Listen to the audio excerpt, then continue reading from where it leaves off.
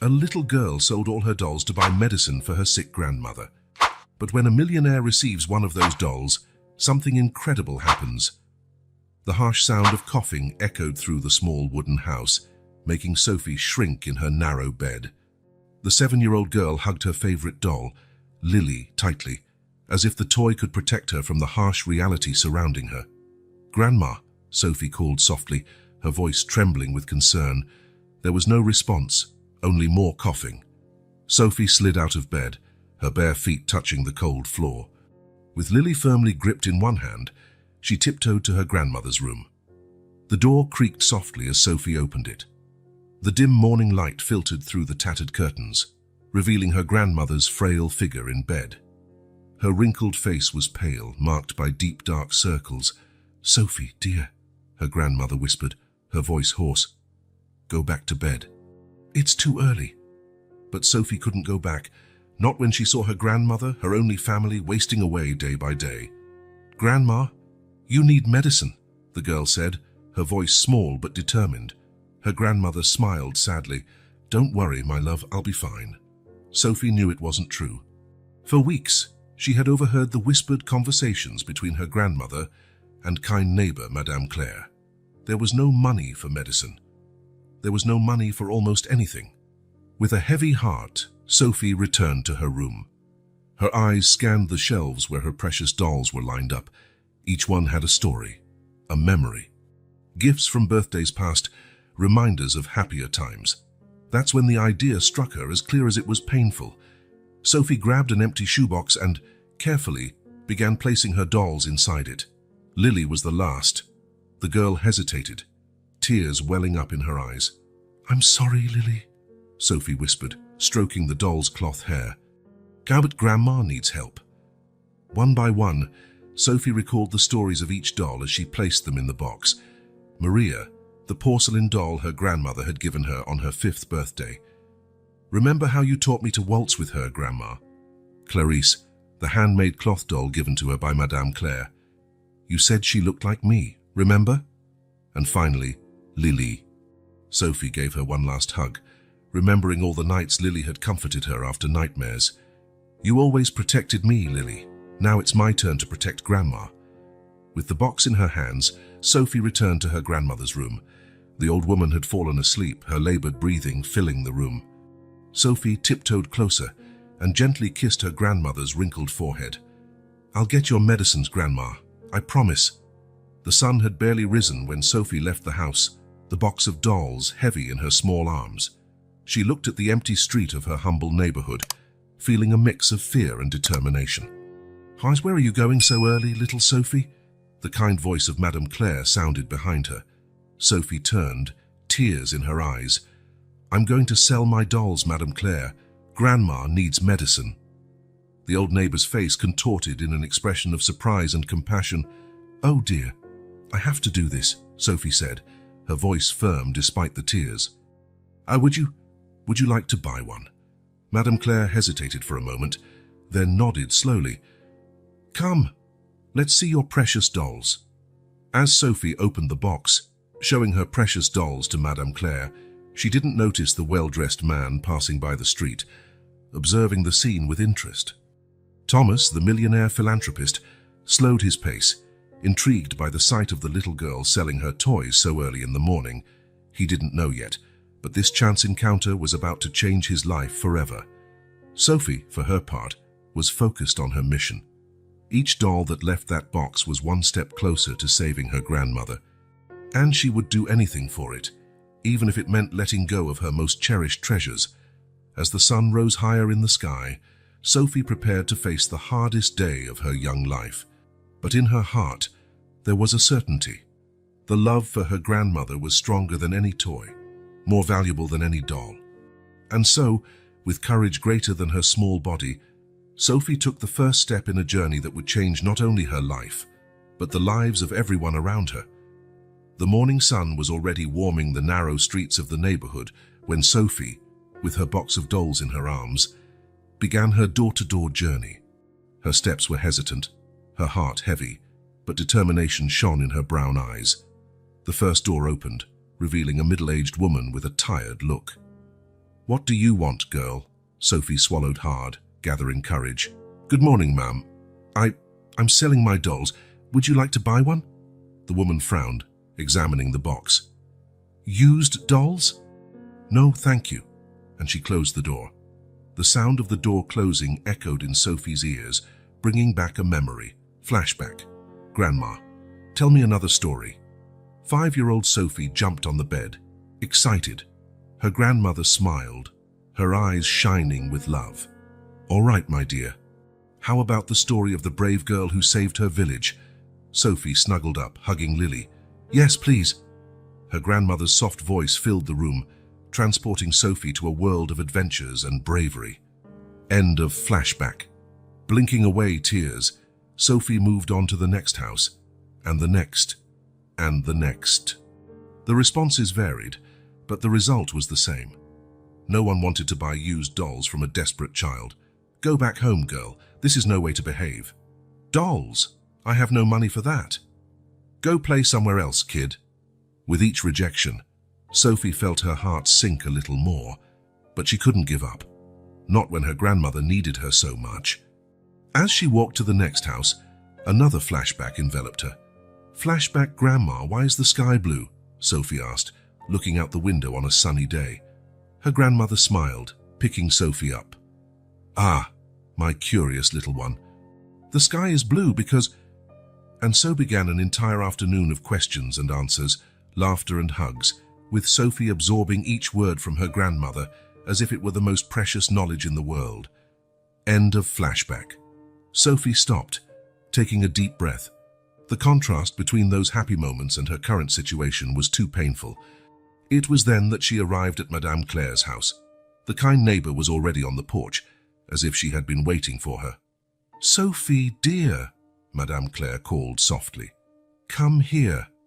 With tired steps, Sophie approached. Madame Claire, would you like to buy a doll? Madame Claire's eyes filled with compassion. Let me see your treasures, dear.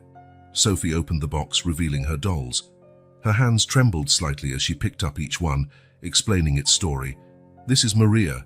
Grandma gave her to me on my 5th birthday. She said Maria was a princess in disguise. Madame Claire nodded, listening attentively. And this is Clarice. Remember, you gave her to me.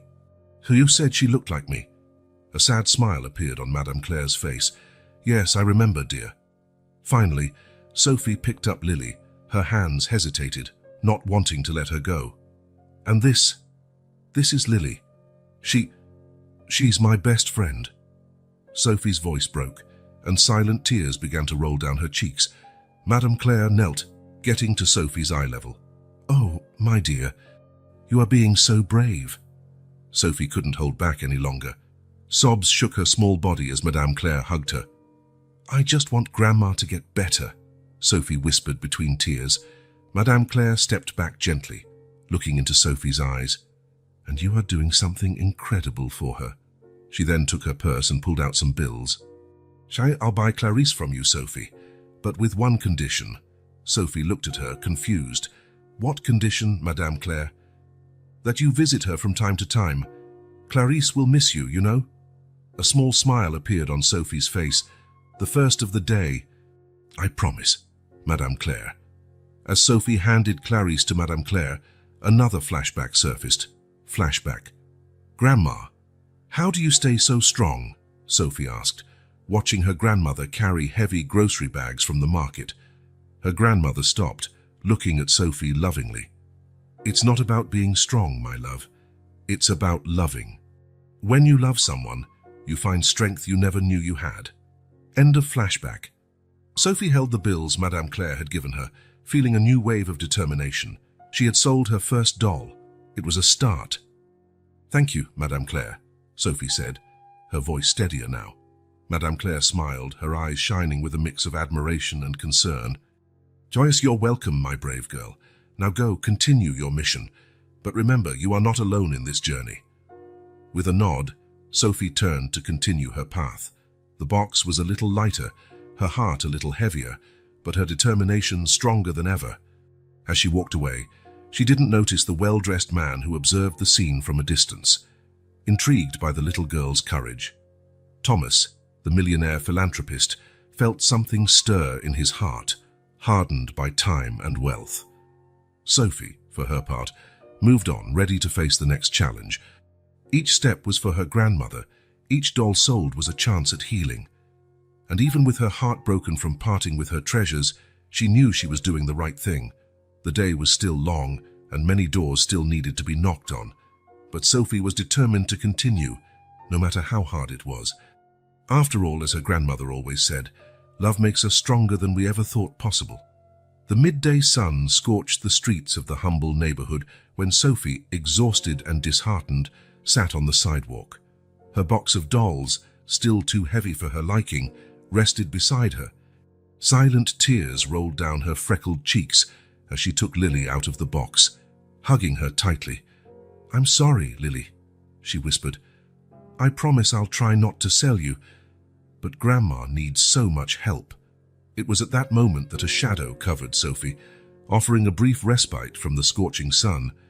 She looked up, blinking against the brightness, and saw a tall, well-dressed man looking at her curiously. "Hello, little one," the man said, his voice soft but authoritative. "What are you doing here all alone with all these dolls?" Sophie hesitated, clutching Lily to her chest. Something in the man's gaze, however, made her feel she could trust him. "I'm selling my dolls, Mouser," she replied, her voice trembling. "My grandmother is very sick and needs medicine." The man, who was none other than Thomas, the millionaire philanthropist, felt his heart tighten. He knelt beside Sophie, not caring about the dust dirtying his expensive pants. "I see," he said gently. "And how is the selling going?" Sophie looked down, embarrassed. "Not very well, sir. Almost no one wants to buy used dolls." Thomas looked at the box, noticing the variety of dolls neatly arranged. His eyes, however, were drawn to Lily, still firmly in Sophie's arms. "And this doll here?" he asked, pointing to Lily. "Is she for sale too?" Sophie hesitated, her grip on Lily tightening. I didn't want to sell her. She's my favorite. But if you want..." Thomas saw the conflict in the girl's eyes and felt something awaken within him. A distant memory, perhaps. He pushed the thought aside, focusing on the present. "What's your name, little one?" he asked. "Sophie, sir." "Well, Sophie, my name is Thomas, and I would very much like to buy your favorite doll." Sophie's eyes widened, a mix of hope and sadness. "Really, sir? Do you mean... Are you sure?" Thomas smiled, a smile that didn't quite reach his eyes. "I am sure, Sophie. In fact, I would like to buy all your dolls."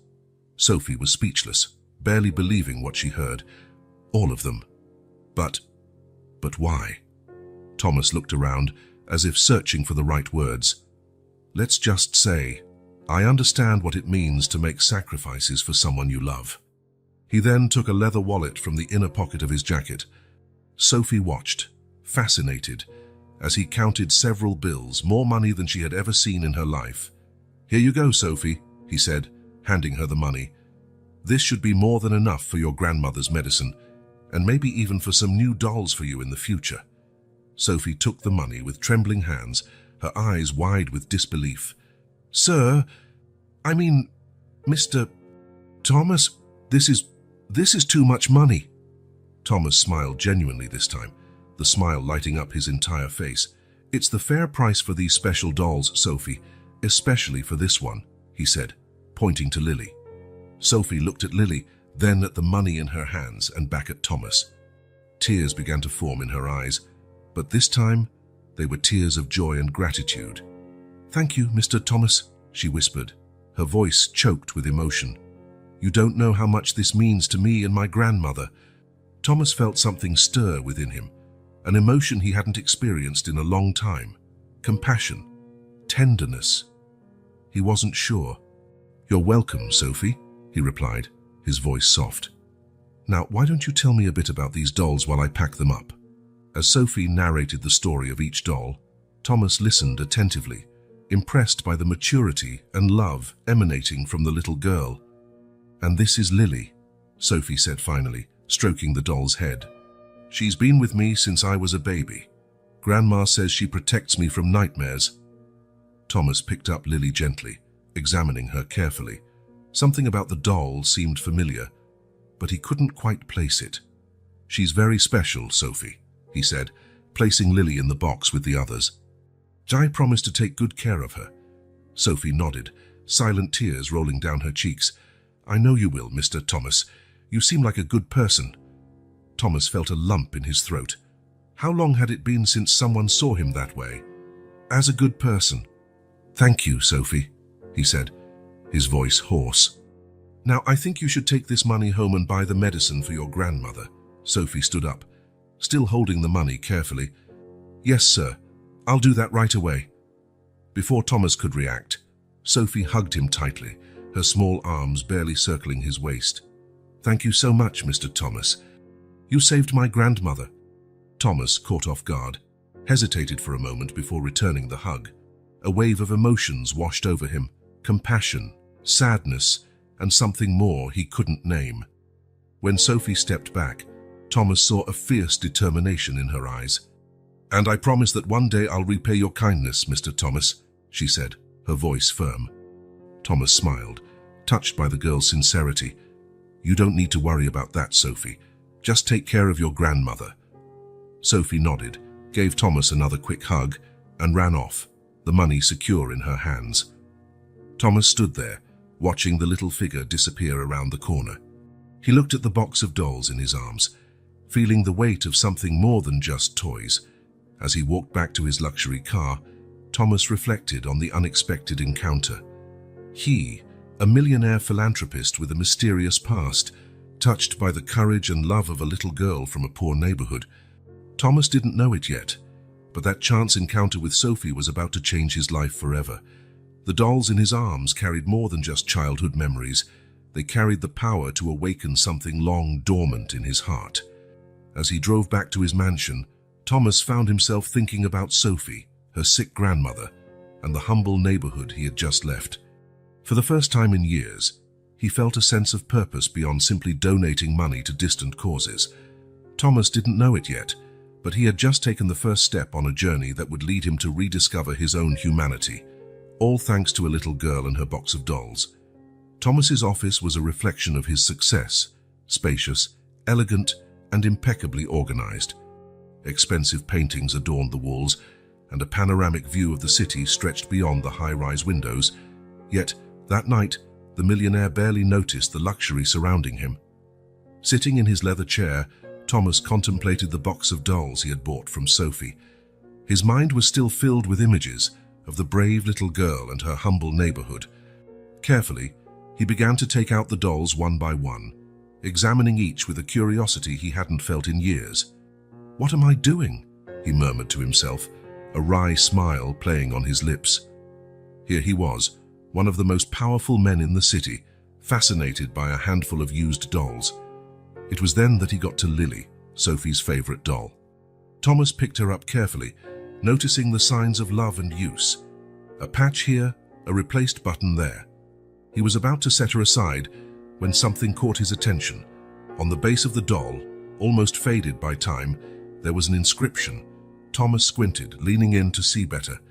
His eyes widened as he finally deciphered the words, "For my dear Anna, with love, Mom." The world seemed to stop for a moment. Thomas felt as if he had been punched in the stomach. Anna, his sister. But how? Suddenly, a flood of memories hit him, transporting him back to the past. Flashback. An 8-year-old Thomas ran through the streets of a modest neighborhood, much like Sophie's. His sister Anna, 2 years younger, followed close behind, laughing.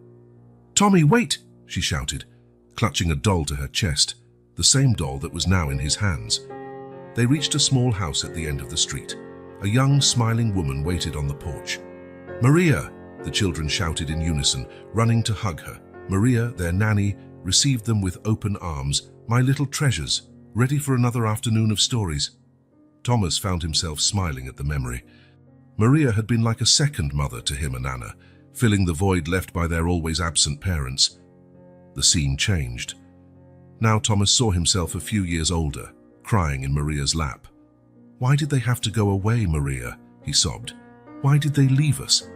Maria hugged him tightly, tears in her own eyes. "Oh, Tommy, sometimes bad things happen to good people. But remember, your parents and Anna's love will always be with you." End of flashback. Thomas returned to the present, his breath quickening. Tears he hadn't shed in years threatened to fall. How could he have forgotten?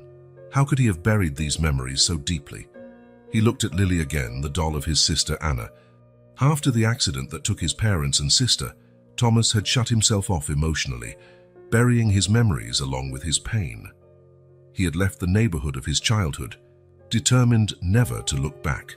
But now, holding this relic of his past, Thomas felt something awaken within him, a connection long lost, an echo of who he used to be. "Maria," he whispered, remembering his beloved Nanny. Could she still be alive? Could she still live in that neighborhood? With slightly trembling hands, Thomas picked up his phone. "James," he said, as soon as his assistant answered, "I need you to do some research for me. Look for a woman named Maria in the neighborhood where I met that girl today. She would be, let me see, probably in her 70s now." While waiting for the information, Thomas couldn't stop thinking about Sophie. The girl's determination, her love for her grandmother. It all reminded him of his own childhood, of a time when he still knew what it meant to love unconditionally. "Sir," James's voice interrupted his thoughts. "I found a Maria who fits your description. She lives with her granddaughter, a girl named Sophie, 7 years old." Thomas almost dropped the phone. "Sophie, are you sure?" "Yes, sir. Sophie, 7 years old. The grandmother, Maria, is currently hospitalized at the municipal hospital with a severe respiratory illness." Thomas's heart raced. It couldn't be a coincidence. Maria, the woman who had cared for him and Anna when they were children, could she be Sophie's grandmother?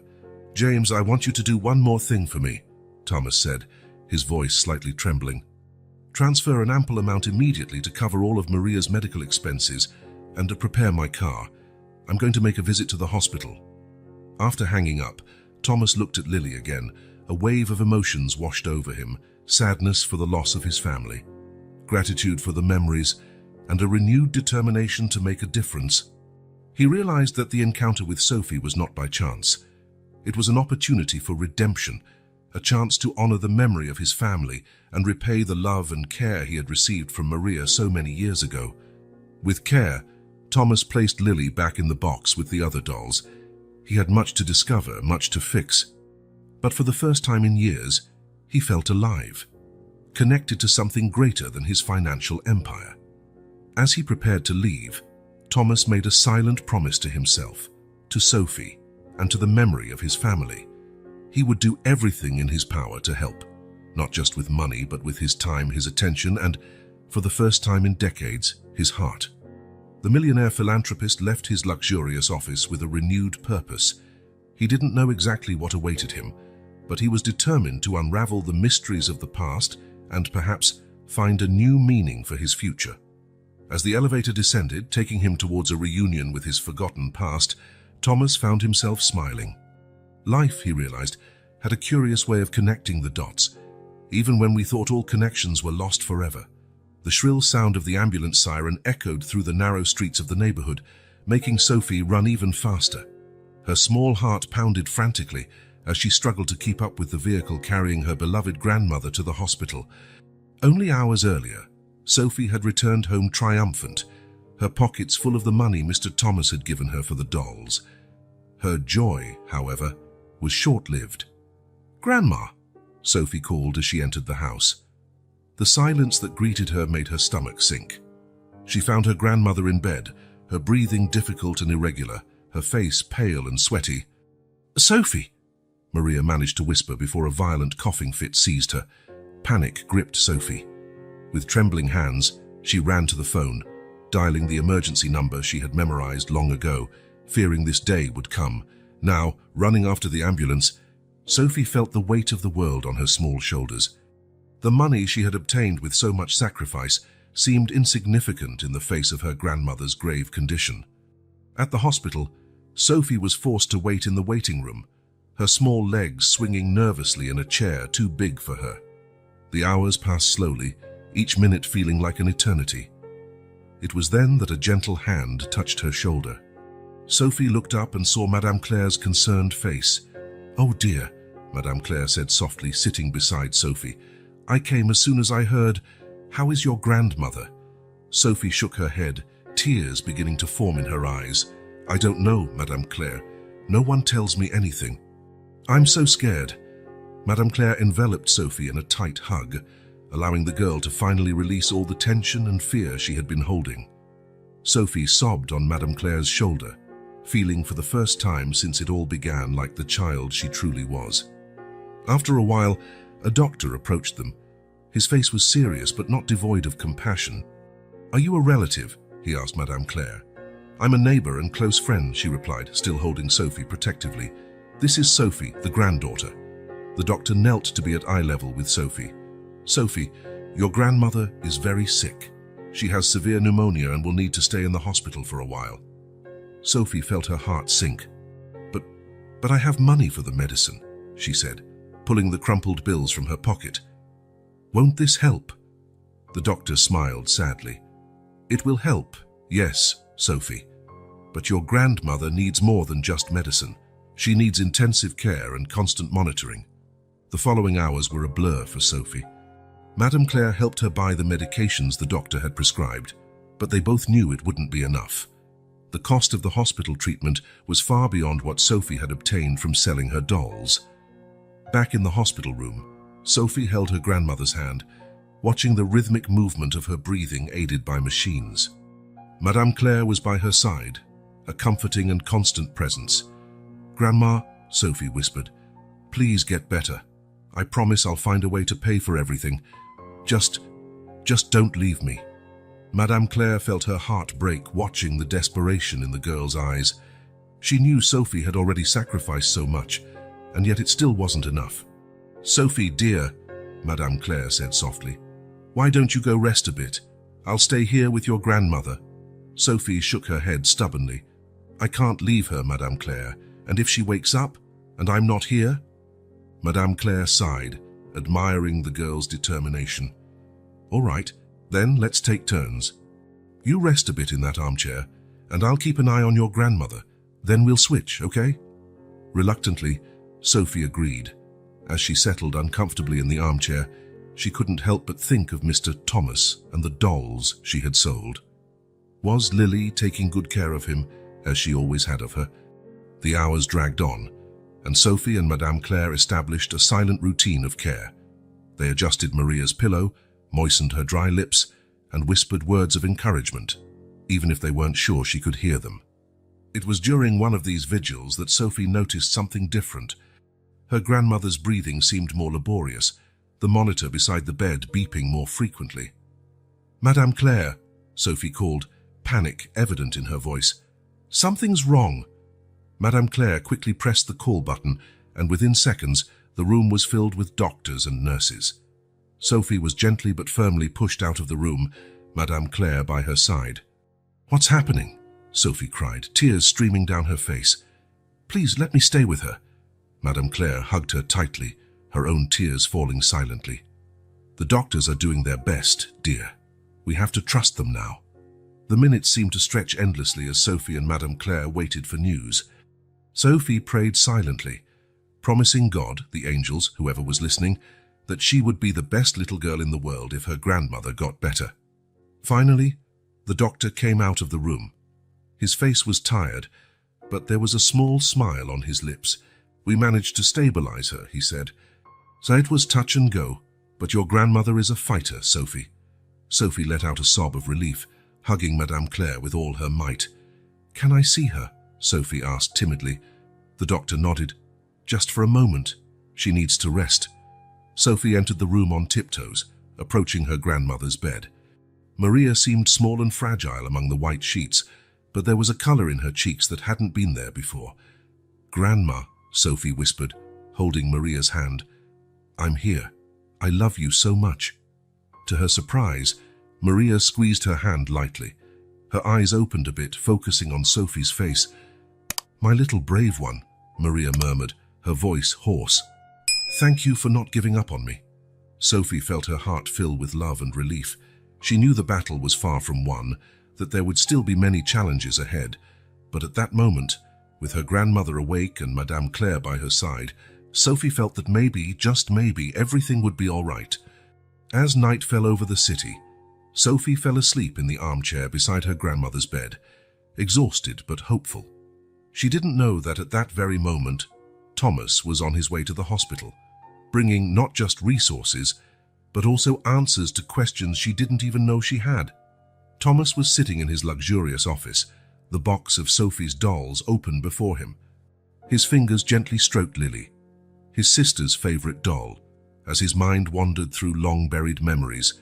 The inscription on the base of the doll, "For my dear Anna, with love, Mom," shone like a beacon in the darkness of his past. Anna, his younger sister, lost along with his parents in that terrible accident so many years ago. How had this doll ended up in Sophie's hands? Thomas closed his eyes, letting the memories flood his mind. Flashback, "Tommy, look what Mum gave me." 5-year-old Anna ran towards Thomas, holding Lily up in the air. Thomas, then 7, smiled at his little sister. "She's beautiful, Anna. What are you going to name her?" "Lily," Anna exclaimed, hugging the doll. "Then she's going to be our friend forever." The scene changed. Now Thomas saw himself and Anna sitting on Maria's lap, listening to a story. "And the princess lived happily ever after," Maria concluded, closing the book. "Maria," Anna asked sleepily, "will you stay with us forever?" Maria smiled, kissing the top of Anna's head. "In the heart, my dears, I'll always be with you." End of flashback. Thomas opened his eyes, feeling the weight of unshed tears. Maria, the grandmother of Sophie. Could it be the same Maria who had cared for him and Anna with so much love? His heart raced with the possibility. He picked up the phone, dialing quickly to his assistant. "Sir James, I need more information about Maria, Sophie's grandmother. Look for any connection to the Pearson family," Thomas ordered, using his own last name. While waiting, Thomas couldn't stop looking at Lily. How had she survived the accident? How had she ended up in Sophie's hands? The phone rang, interrupting his thoughts. "Sir," James's voice sounded, "I found something. Maria Thompson worked for the Pearson family from 1985 to 1995 as a nanny. She left the employment shortly after the accident." Thomas felt as if the air had been knocked out of his lungs. It was true. The grandmother of Sophie, the Maria who was now fighting for her life in a hospital, was the same woman who had been like a second mother to him. Memories flooded his mind. Maria wiping away his tears after a nightmare. Maria laughing as he and Anna ran through the garden. Maria consoling him after fights with his father. And then, the most painful memory of all, Maria, with tears in her eyes, saying goodbye to him after his parents' and Anna's funeral. Thomas felt a wave of guilt hit him. He had pushed everyone away after the tragedy, including Maria. He had buried himself in work, building his financial empire, but leaving behind everyone and everything that reminded him of his loss. "How could I have forgotten her?" Thomas murmured to himself, holding Lily tightly. "How could I have abandoned her?" He stood up abruptly, determined. He couldn't change the past, but he could do something about the present. "James," he called again. "Prepare the car. I'm going to the hospital." During the drive, Thomas battled a storm of emotions. Joy at rediscovering a connection to his past, guilt for having pushed away, fear of what he would find at the hospital. Arriving at the hospital, Thomas hesitated for a moment before entering. What would he say to Maria? How would he explain his absence all these years? Taking a deep breath, he entered. On his way to Maria's room, he passed through the waiting area and saw a sight that made him stop. Sophie, asleep in an uncomfortable chair, her small body curled up in a way that made Thomas's heart ache. Silently, he approached. He took off his coat and gently placed it over Sophie, remembering how many times Maria had done the same for him. He continued his way to Maria's room, stopped at the door, his heart pounding.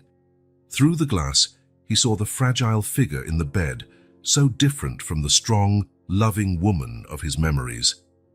Thomas entered the room silently. He approached the bed, feeling the tears he had held back for so long begin to fall. "Maria," he whispered, taking her hand. "It's me, Tommy." To his surprise, Maria's eyes opened slowly. Confusion gave way to recognition. "Tommy," her voice was barely a whisper. "Is it really you?" Thomas nodded, unable to speak for a moment. "Yes, Maria, it's me. I'm sorry. I'm sorry it took me so long to come back." Maria smiled weakly, squeezing his hand. "Oh, my boy, you were just a hurt child." "I understand." Thomas couldn't hold back any longer. "Maria, I'm so sorry. For leaving. For forgetting." Maria shook her head slightly. "Shh. There's nothing to be sorry for. You were suffering. I understand." Thomas looked at Lily, the doll of his sister Anna. "I found this," he said, taking Lily out from inside his coat. "It belonged to Anna, didn't it?" Maria's eyes filled with tears at the sight of the doll. "Yes, I gave it to Sophie when she was born, to keep a part of you all alive." Thomas felt his heart tighten with the revelation. Maria had never forgotten them, never stopped loving them. "Maria," he said, his voice choked with emotion, "I promise I'll take care of you and Sophie." "I'll make up for all these years," Maria smiled, her eyes closing slowly. "I know you will, Tommy. I always knew you'd come back." As Maria fell asleep, Thomas remained by her side, holding her hand. His heart was heavy with regret, but also filled with a new determination. He looked at Lily, the doll that had connected past and present in a way he could never have imagined. Thomas made a silent promise to himself, to Maria, to Sophie, and to the memory of his family. He would do everything in his power to protect and care for these two extraordinary people who had come back into his life. As the night wore on, Thomas remained vigilant by Maria's side, his thoughts oscillating between memories of the past and plans for the future. He knew the path ahead would not be easy, that there would be much to explain and much to repair. But for the first time in years, Thomas felt truly alive, connected to something greater than his financial empire. Outside, in the waiting area, Sophie slept peacefully, wrapped in Thomas's coat, unaware yet of how her life was about to change. And in the hospital room, two souls long separated began to reconnect, weaving a new story of redemption, forgiveness, and unconditional love. The sun had barely risen when Sophie woke up, feeling the weight of Thomas's coat on her shoulders. She blinked, confused for a moment, before remembering where she was, the hospital waiting room. Her grandmother, Maria, had spent the night in the ICU, fighting for her life. Sophie stood up, determined. She knew the money from selling the dolls wouldn't be enough to cover all the hospital expenses. There was only one thing to do. With a heavy heart, Sophie took out her last doll hidden in her backpack. It was an old porcelain doll, a family heirloom her grandmother had always treasured. Sophie had never wanted to sell it, but now she saw no other option. "I'm sorry, Grandma," she whispered, stroking the doll. "But it's to save you." Sophie left the hospital, promising Madame Claire she would be back soon. She knew exactly where to go, Mr. Gerard's shop, a local collector known for his interest in antiques. Meanwhile, in his luxurious office, Thomas was preparing for another day of search. Since discovering the connection between Sophie, Maria, and his own past, he was determined to find them and help. However, the obstacles seemed to multiply with each step. "James," Thomas called his assistant, "any news on Sophie and Maria's whereabouts?" James shook his head, frustrated. "I'm sorry, sir. The hospital refuses to provide information, citing privacy policies, and social services are being less than cooperative." Thomas sighed, running a hand through his graying hair. "Keep trying. Use all the resources we have. We need to find them." Back in the humble neighborhood, Sophie entered Mr. Gerard's dusty shop. The bell above the door tinkled, announcing her arrival. "Well, well," Mr. Gerard's raspy voice sounded from behind the counter. "What do we have here? Little Sophie, isn't it?" Sophie nodded, gathering courage. "Mr. Gerard, I have something to sell." With trembling hands, she took out the porcelain doll from her backpack. Mr. Gerard's eyes gleamed with interest. "Oh, what do we have here?" he murmured, examining the doll. "This is a rare piece, my dear. Where did you get it?" "It was my grandmother's," Sophie replied, feeling a lump in her throat. "But she's very sick." I need the money for her medicine. Mr. Gerard looked at Sophie, his usually hard face softening for a moment. I see. Well, let me see what I can do. As Mr. Gerard examined the doll, Sophie couldn't help but think of her grandmother, alone in the hospital. She prayed silently, hoping she was doing the right thing. On the other side of the city, Thomas slammed his fist on the desk, frustrated. How can they not give me information? I'm Thomas Pearson. Surely there's something they can do. The calm voice of the hospital director sounded through the phone. I'm sorry, Mr. Pearson, but our policies are clear. We cannot disclose patient information without proper authorization. Thomas hung up the phone, feeling more helpless than he had ever felt in his life of success and power. Back at Mr. Gerard's shop, Sophie held an envelope with money, her heart broken but determined. The porcelain doll now rested in the shop's display case. Thank you, Mr. Gerard, Sophie said softly. The old collector nodded, a look of understanding in his eyes. Good luck, little one. I hope your grandmother gets better. Sophie rushed back to the hospital, the envelope clutched to her chest. She was so focused on her mission that she didn't notice the luxury car driving slowly down the street, Thomas at the wheel, his eyes scanning each face in search of Sophie. Arriving at the hospital, Sophie was greeted by a scene of chaos. Doctors and nurses rushed into her grandmother's room. What's happening? Sophie cried, panic gripping her.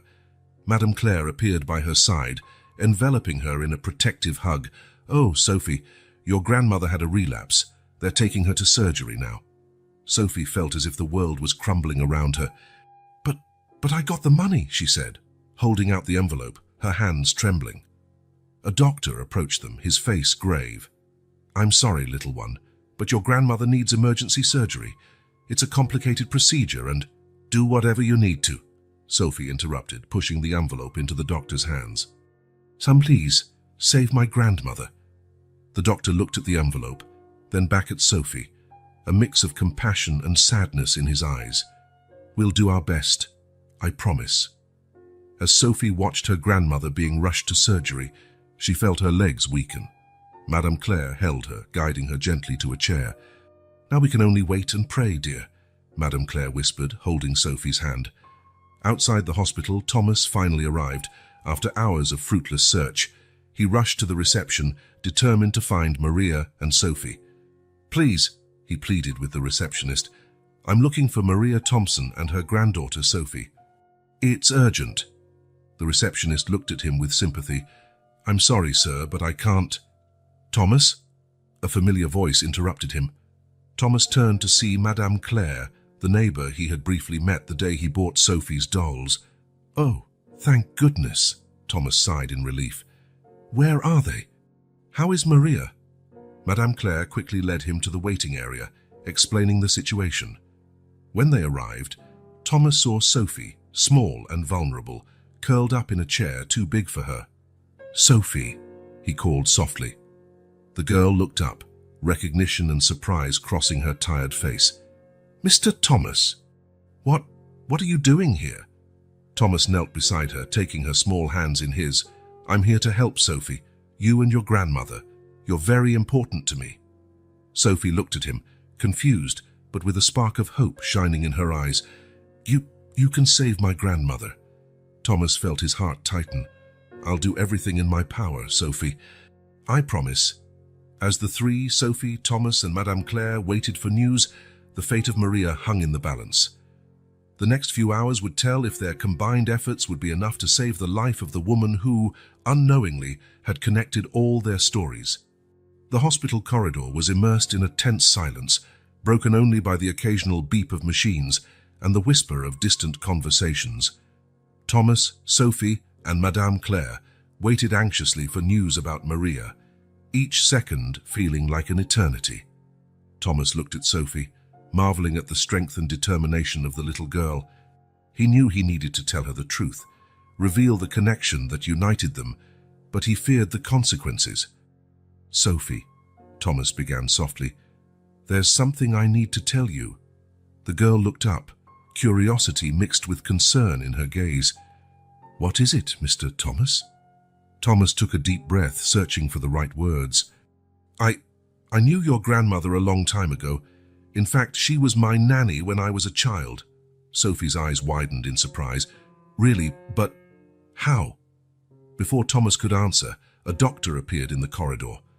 "Family of Maria Thompson." They all stood up at once. "How is she?"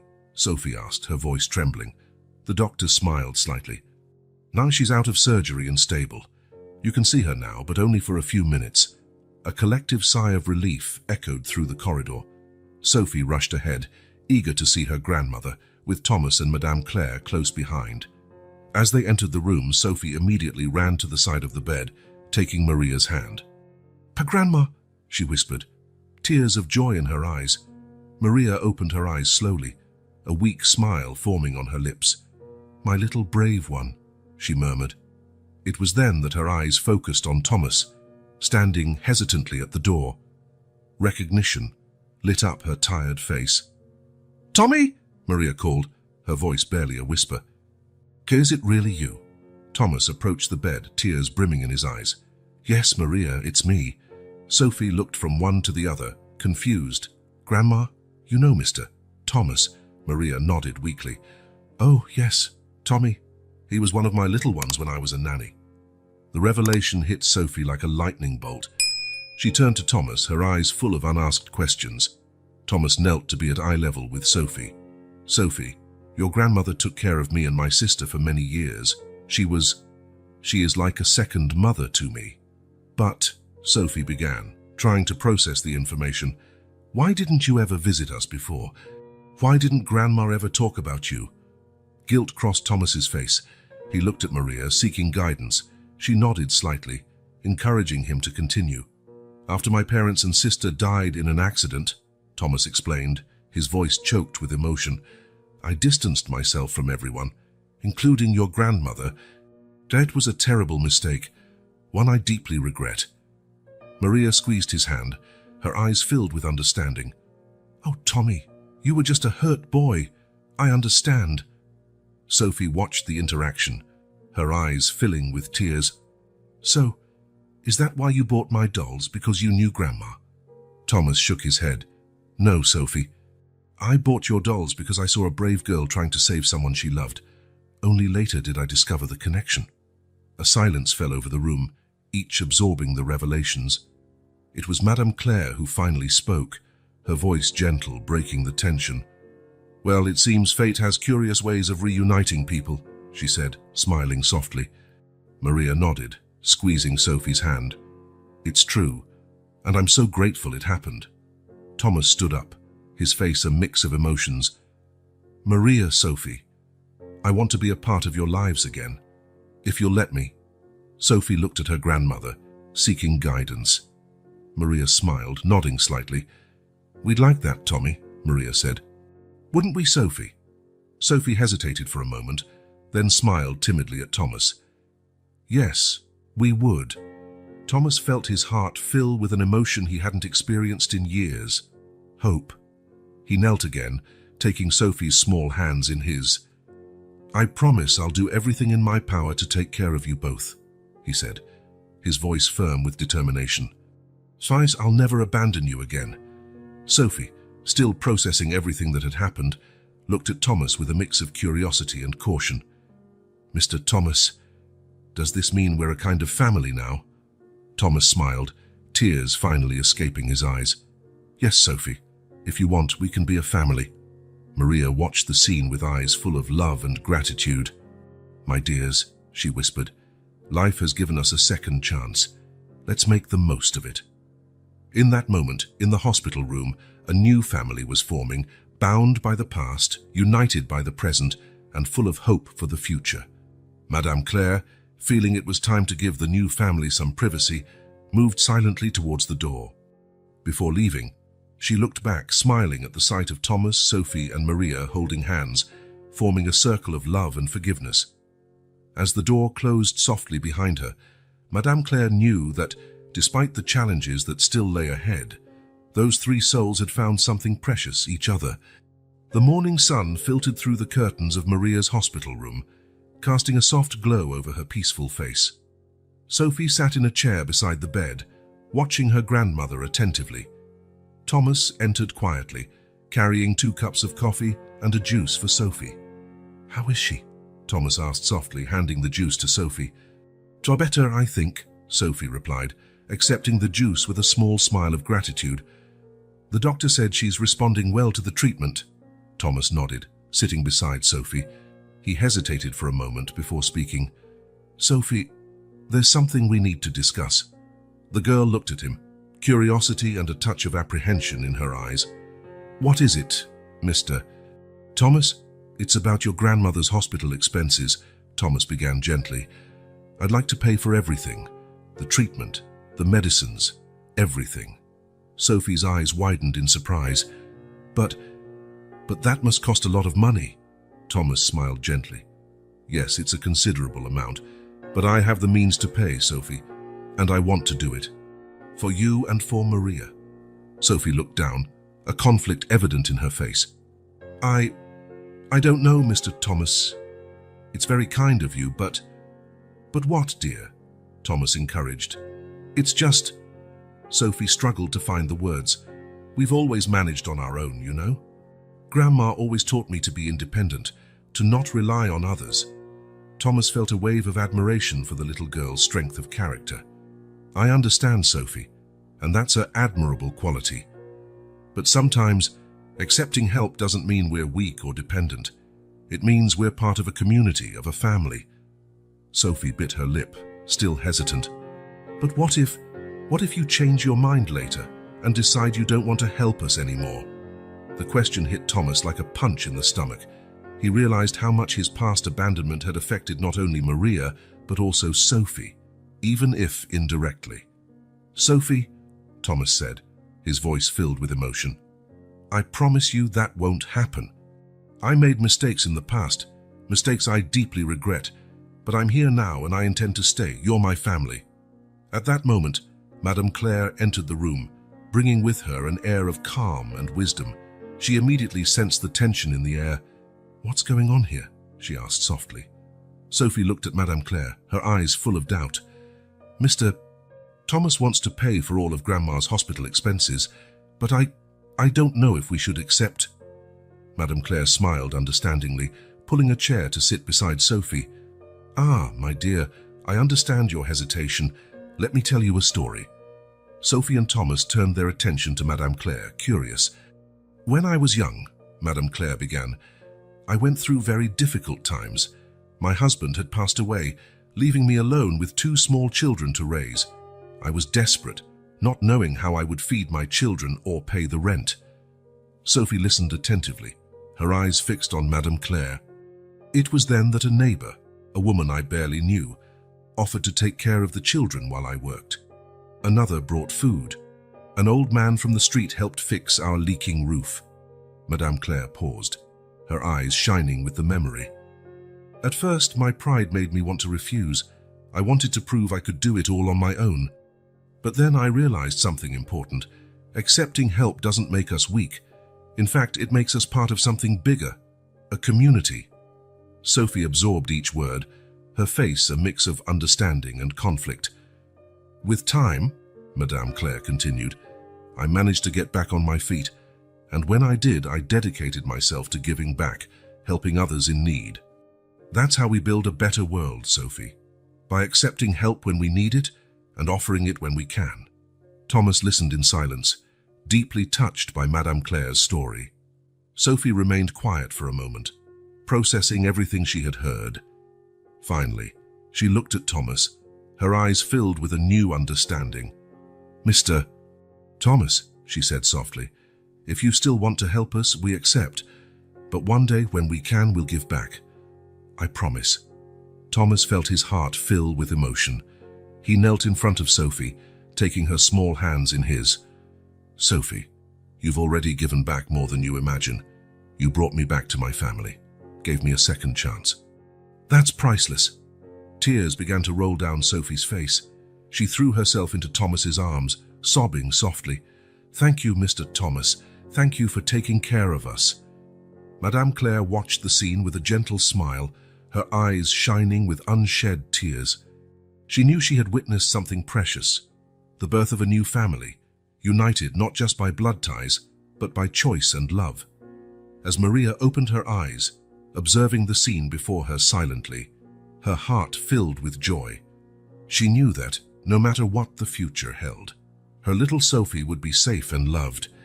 As the sun continued to rise, illuminating the hospital room, a new hope was born.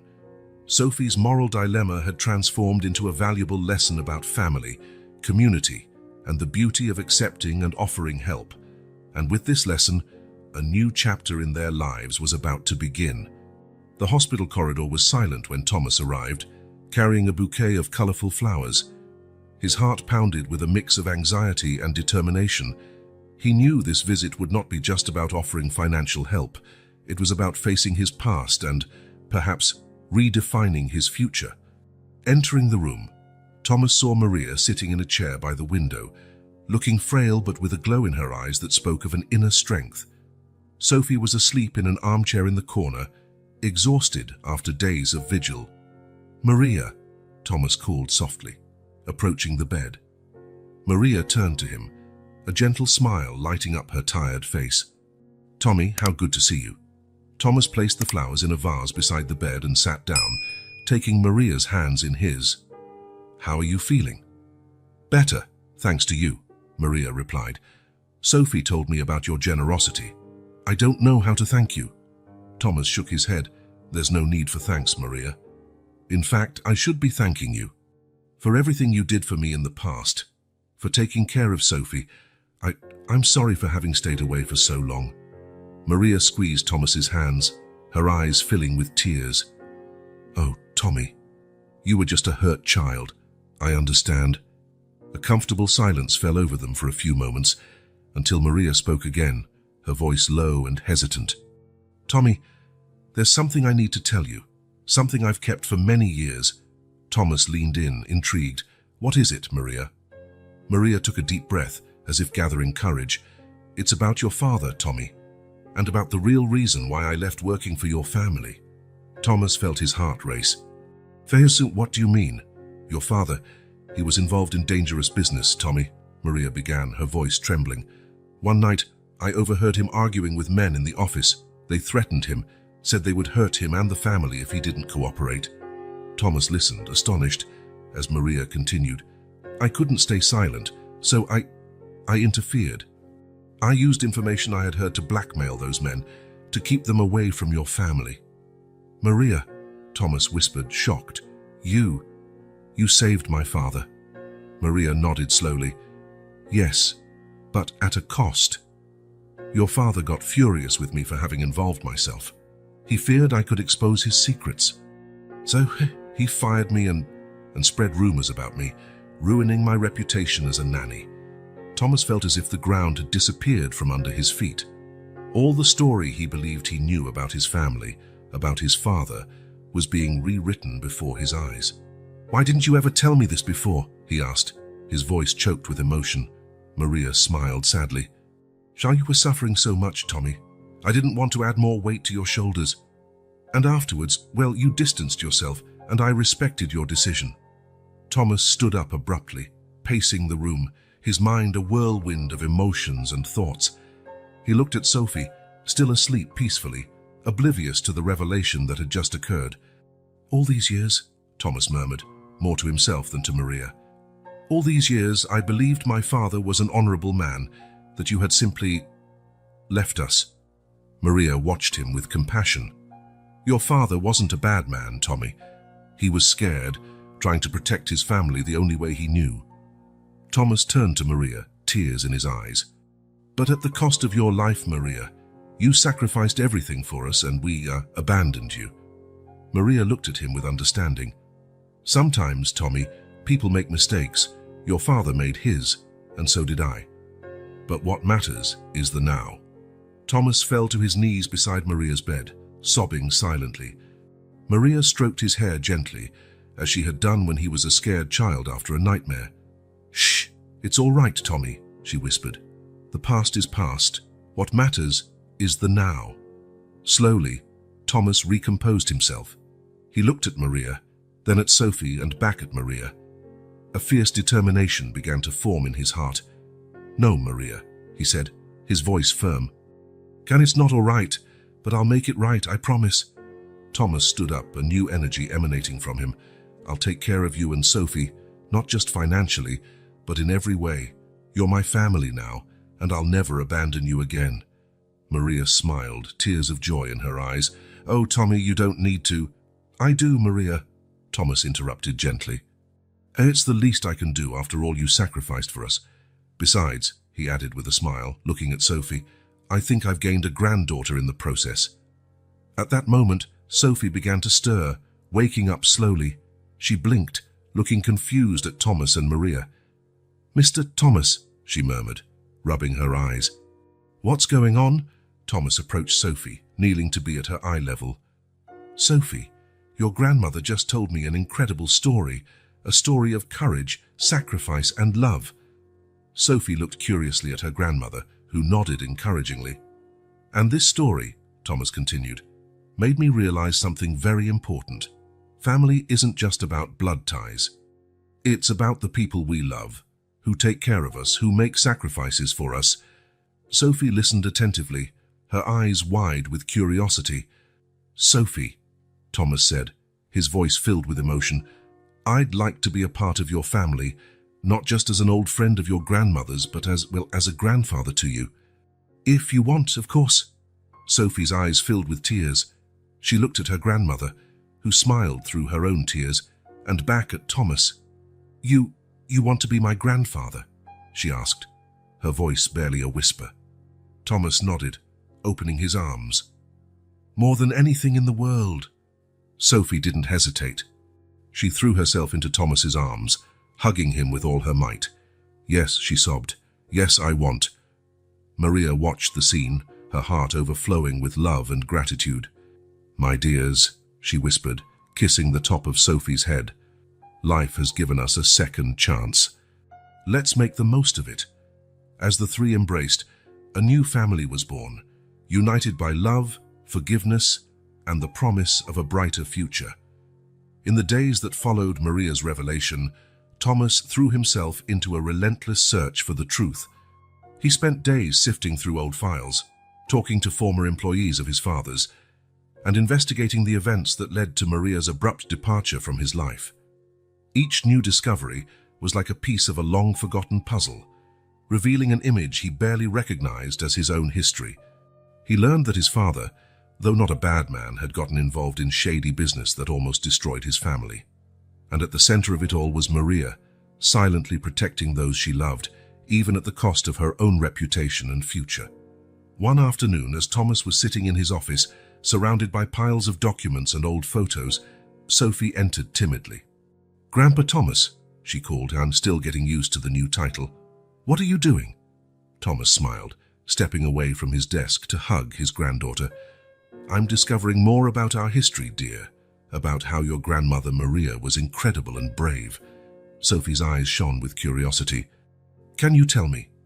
Thomas hesitated for a moment, thinking about how to explain such a complex story to a child, but then he remembered how strong and mature Sophie had shown herself to be.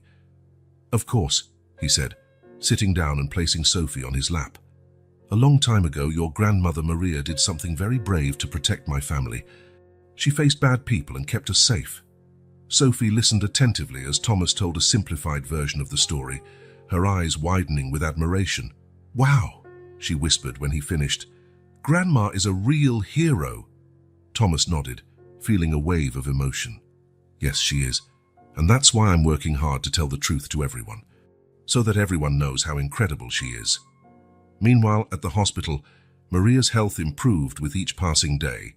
The doctors spoke of her recovery as nothing short of miraculous. But those who knew her understood it was more than that. It was the power of love, of family rediscovered, and of secrets finally revealed. On a sunny afternoon, Thomas and Sophie arrived at the hospital for a visit, only to find Maria sitting in a chair by the window, a radiant smile on her face.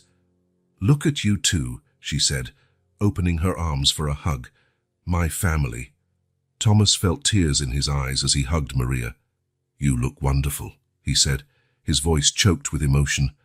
I feel wonderful, Maria replied. The doctors said I can go home soon. Sophie jumped with joy. "Really, Grandma? You'll come back home?" Maria nodded, her eyes shining. "Yes, my love. And it seems we'll have a new home to come back to, won't we, Thomas?" Thomas smiled, a bit embarrassed. He had bought a bigger, more comfortable house in the same neighborhood, determined to provide Maria and Sophie with the comfort they deserved, without taking them away from the community they loved. "Well," he said, "I thought we could all start a new life together, if you want, of course." Maria took Thomas's hand, her eyes full of gratitude. "Oh, Tommy, you've already done so much." "No," Thomas interrupted gently. "I'm just beginning to give back all that you deserve, Maria." In the days that followed, as Maria prepared to leave the hospital, Thomas put in motion his plan to restore Maria's reputation. He used his contacts in the media to tell the true story of Maria, not as a nanny dismissed in disgrace, but as a hero who sacrificed everything to protect the family she loved. The story spread quickly, first through the neighborhood, then through the entire city. People who had for years looked at Maria with distrust now saw her in a new light. Former employers called to apologize for having believed the rumors. Neighbors appeared with flowers and thank you cards. One day, Mr. Gerard, the old collector who had bought Sophie's last doll, appeared at the hospital door. "I heard the story," he said, handing the doll back to Sophie. "This belongs to you, little one. It's a family heirloom now, isn't it?" Sophie hugged the doll, tears of joy in her eyes. "Thank you, Mr. Gerard." The entire neighborhood mobilized to prepare for Maria's return home. Madame Claire organized a welcoming committee. The local baker promised an endless supply of fresh bread. Even grumpy Mr. Martins, known for complaining about the children's noise, offered to take care of the new house's garden. On the day Maria finally got her discharge, a crowd awaited in the street. Banners reading, "Welcome back, Maria," and "Our hero," decorated the houses.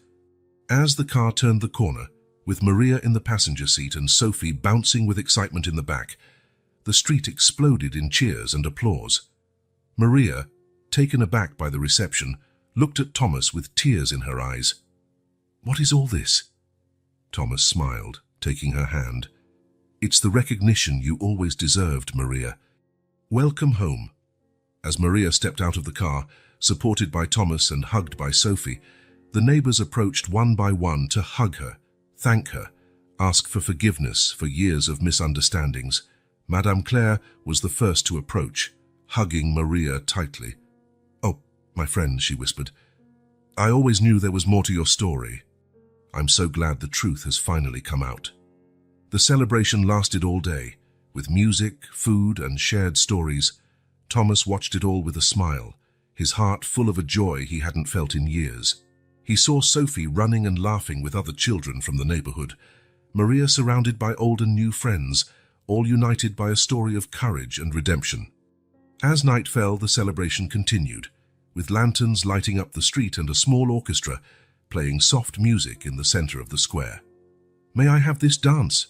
Thomas asked Maria, extending his hand. Maria smiled, accepting the invitation. As they danced slowly, Sophie and Madame Claire watched, hand in hand. "You know, Sophie," Madame Claire said, "what you did, selling your dolls to save your grandmother. It was an act of love so pure and powerful it changed everything. Never forget that." Sophie nodded, her eyes shining with a wisdom beyond her years. "I won't forget, Madame Claire. And I'll keep doing whatever I can to help others, like the Foundation is doing." As the music came to an end, Thomas and Maria returned to Sophie and Madame Claire. The four stood hand in hand, forming a circle of love and hope. "To new beginnings," Thomas said softly. "To family," Maria added. "To community," Madame Claire smiled. Sophie looked at each of them, her heart overflowing with love. "To the power of a small act of kindness," she concluded. As the celebration continued around them, the four remained united, a living symbol of how love, compassion, and courage can transform lives and unite an entire community. And so, the story that began with a brave little girl selling her dolls to save her grandmother ended with a community renewed, a family reunited, and a reminder that, in the end, it's the bonds of love and kindness that truly define and unite us.